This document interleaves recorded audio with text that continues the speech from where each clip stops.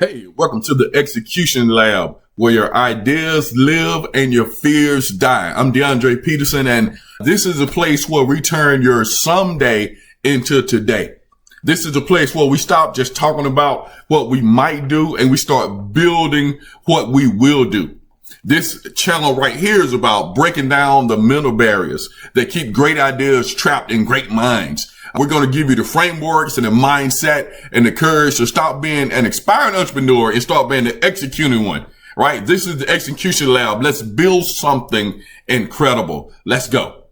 So before we jump into strategies and tactics and framework, we need to talk about the foundation that makes everything else possible. Because here's what I've discovered after working with hundreds of entrepreneurs. You can have the perfect business plan, the most innovative idea, unlimited resources, all the connections in the world. But without the right mindset, execution becomes impossible.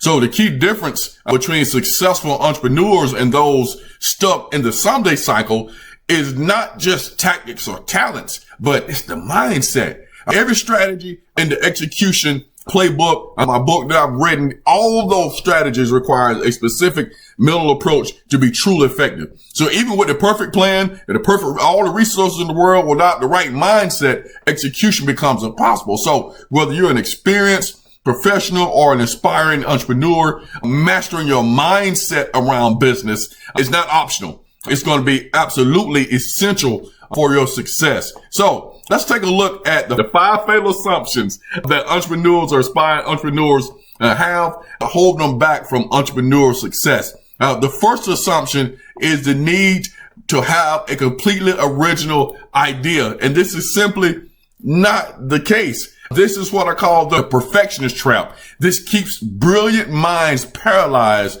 waiting for that breakthrough idea that just really doesn't exist. And so the mindset shift you have to have here is that innovation is not about creating something entirely new. It's about solving problems better than current solutions, right? That's all it is. And let's look at the second one right here. The second one is, I must quit my job to start my business. No, this is the all or nothing mentality. This creates an unnecessary pressure, right? And a financial risk, right? Please, whatever you do, don't quit your job yet. Don't quit it yet. So this mindset shift that you have to have here is that the most sustainable path to entrepreneurship is building while you're employed. This creates a financial bridge to independence. So let's look at the third assumption here. The third assumption is I need substantial startup capital. This becomes a convenient excuse for inaction. And so the mindset shift that has to take place here is that resource constraints force creativity and it creates lean thinking. And this often leads to more sustainable business models. It does. So you don't have to have that to get started. Let's look at another limiting belief here is that I need to know everything about business before starting. This is simply not true. So the shift that has to take place here is that business skills are developed through practice, not theory. So you start with what you know already and you learn as you grow. And then the last belief here is that successful entrepreneurs don't experience doubt or confusion. Yes, they do. Yes, we do. And so the mindset shift that has to take place here is that uncertainty is a constant companion for entrepreneurs. And success comes from moving forward despite doubt, not from eliminating doubt. And so the overall message is about reframing your entrepreneur identity. Your relationship with these beliefs determines your capacity for execution. The goal isn't to eliminate doubt, but to change your response to doubt. So let's look at the mental phases of execution. These are critical to understand and prepare as you work toward your goals. So let's look at the ideation mindset. Let's look at that. This is about generating possibilities while also evaluating their potential. This is balancing excitement and critical analysis. And then we go over to the development mindset. This is about translating your vision into reality. This requires systems thinking, prioritization, and adaptability. And let's go over to the research mindset. This is about being both an anthropologist, listen to this, and an analyst. This is about actively listening, recognizing patterns, and maintaining objectivity. And then you got the implementation mindset. Of course, you know what that is. This is about execution under pressure. It's time to get it right here. This requires flexible planning and effective stress management, right? And so let's look at it a little deeper here. Ideation and development mindset. So ideation mindset is about creativity meeting strategy. It involves what you call divergent thinking to generate multiple ideas, and then convergent analysis to evaluate them, and then challenge the assumptions. Let's look at some common traps right here. Let's look at some common traps. Let me blow this up so you can see it a little better right here. Some common traps in ideation phases are falling in love with the first idea and dismissing ideas too quickly. You're going to have a lot of ideas, and you're going to think that the first idea that you have is the solid gold. Maybe, but it may not be. Sometimes that's a trap. The development mindset is about translating the vision into reality and then moving from what if to what is. Key skills include system thinking, prioritization, as I said earlier, and adaptability. Let's look at some potential traps right here in the development phase. This includes, look, this is one I've dealt with, perfectionism in the early stages. You think you got to be perfect, right? There's something called scope creep and resistance to simplification. It's not hard. We overcomplicate this thing. So you have these two mindsets working together. So ideation sparks those possibilities, while the development brings the vision to life, right? And so the entrepreneurs, emotional roller coaster, you're going to go on one. You're going to go on one. Let me get my face where you can say, look, this is what happened. First, you got the excitement of a new idea that could change everything. Right? This new idea is going to change the world. You have this idea. This was going on. And then all of a sudden, self-doubt starts to creep in. Then you start to wonder, can this actually work? And then this is followed by frustration as the challenges prove harder than expected. Wait a minute. But then the breakthrough moment is when you figure it out. But after that, sometimes you get faced with a new challenge, and then you start asking yourself, now what? And so the key to understand this cycle here is that it repeats throughout the journey. This cycle is going to repeat throughout the journey. And success comes from learning how to manage these emotions, not eliminate these emotions, right? So it's going to happen. You just got to understand that it's going to be a roller coaster, right? Embrace it. Lean into it. Because I promise you, it's going to happen. So what do you have to do when that happens? You got to build some mental resilience, right? You got to build some mental fortitude. Resilience is about bouncing back from the setbacks. Woo! It's not about avoiding failure altogether. Every failure is an opportunity to learn and to grow. And you got to ask yourself, what can I take from this?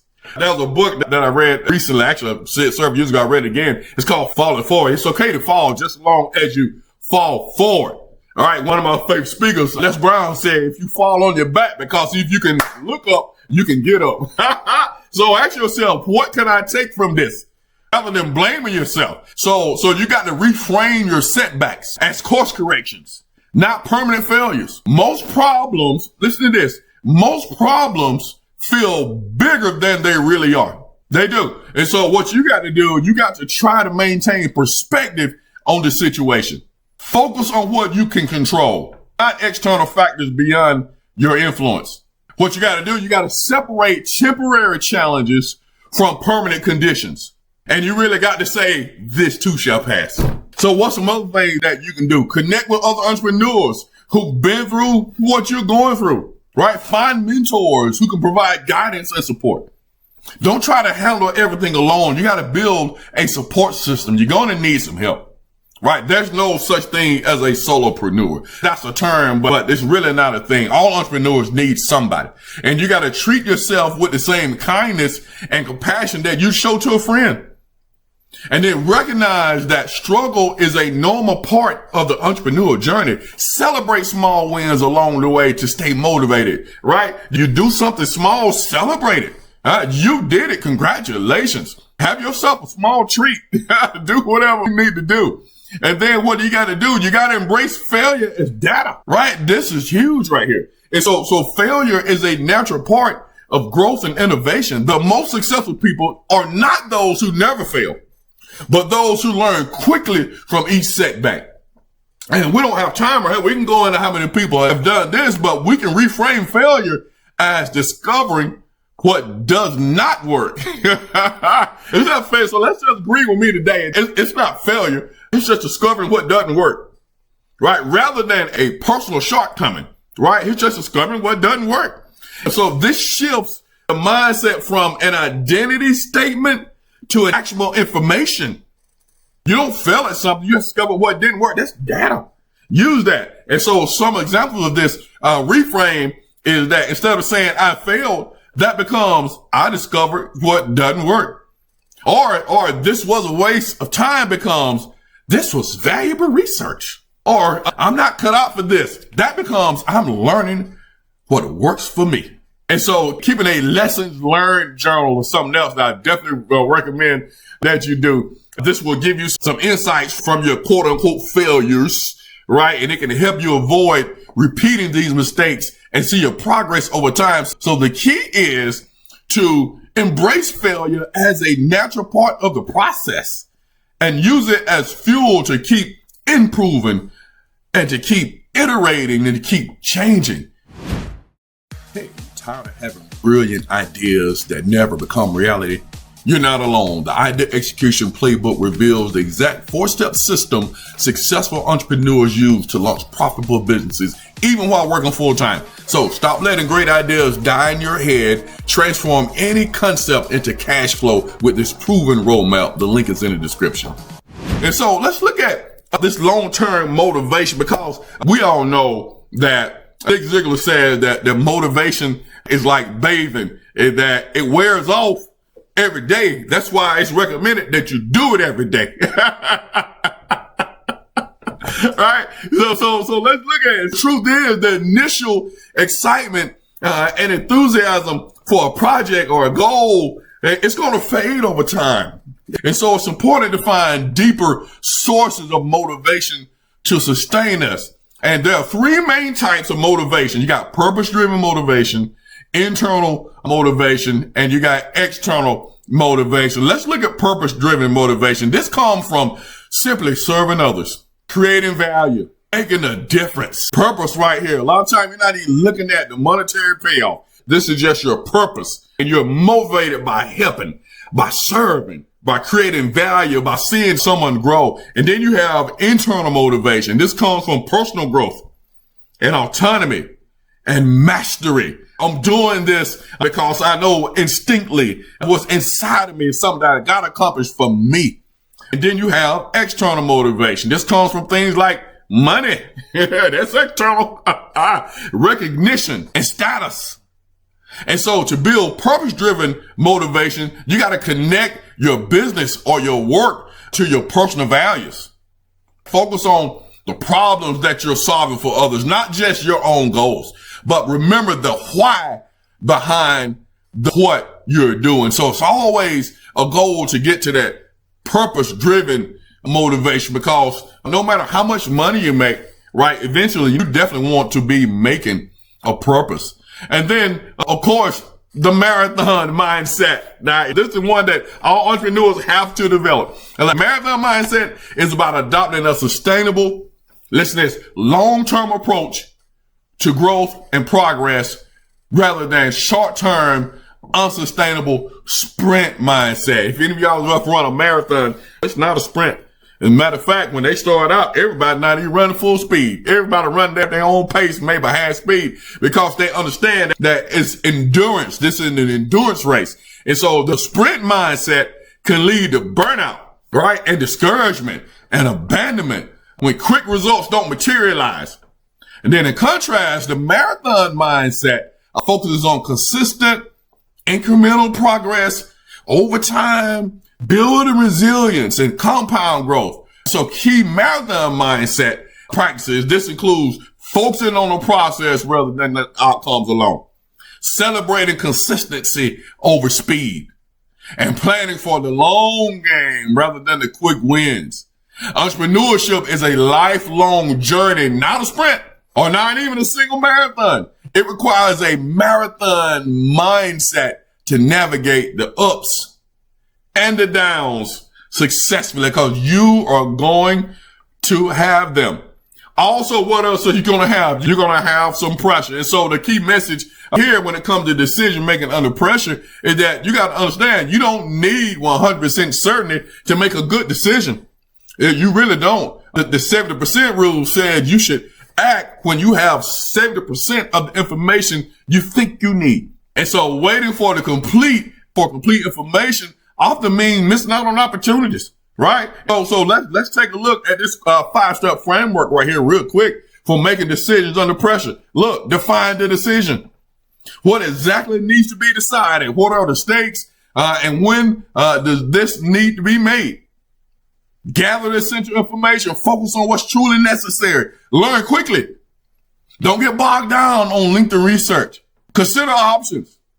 Identify viable alternatives. Think through the information, the potential outcomes for each one of them. Consider the worst case scenario. Learn and adjust.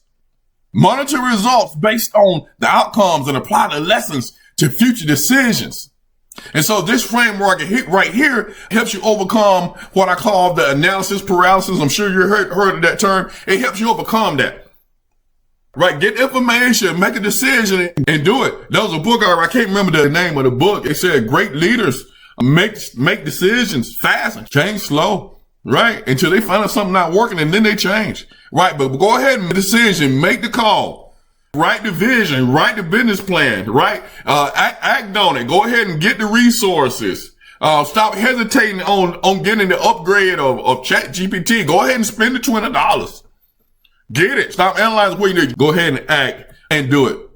Right? And so the mindset advantage. Let's take a look at your action plan here as we hurry to a close. Right? I want you to pause this. If you want to write it down, go ahead and pause it and go back and look at it. Let's look at the mindset advantage. This is all about developing the right mental approach. Listen to this now, to entrepreneurship.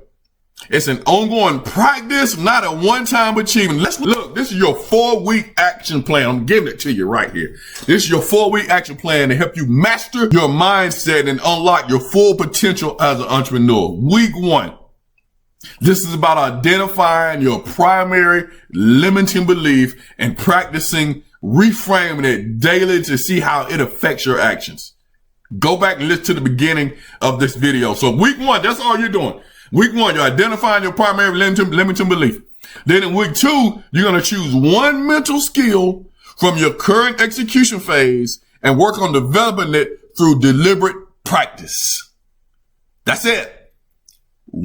One skill. Week 3, as you can see right here, week 3, it's about implementing a resilience practice. In week 3, you're creating a system to transform setbacks into learning opportunities. And then finally, week 4, you're going to create a system to maintain long-term motivation aligned with your deepest values. And so the key message here with this mindset advantage is that the mindset that got you where you are today won't be the mindset that takes you to where you want to go. You have to continually evolve and develop your entrepreneur mindset to be successful.